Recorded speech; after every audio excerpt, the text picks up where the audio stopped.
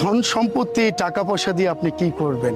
পৃথিবীর সবচেয়ে বড় সম্পদ হচ্ছে মানুষের মানসিক শান্তি। যেখানে পাবেন সেখানেই চলে যাবেন। আগুনে পুড়ে বা গরম তেলে পুড়ে গেলে এই দোয়া পরে ফুদিন সঙ্গে সঙ্গে ঠান্ডা হয়ে যাবে ইনশাআল্লাহ। কুলনা ইয়া নারু কুলনি বারুদা সালামুন আলা ইব্রাহিম।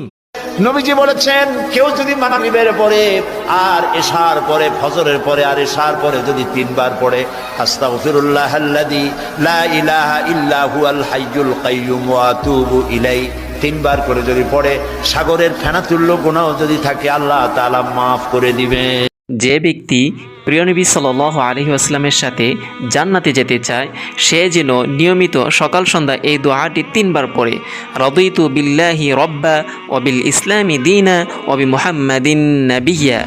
কেউ যদি ফজরের নামাজের পরে 7 বার পড়ে, আল্লাহুম্মা আজিরনি মিনান নার,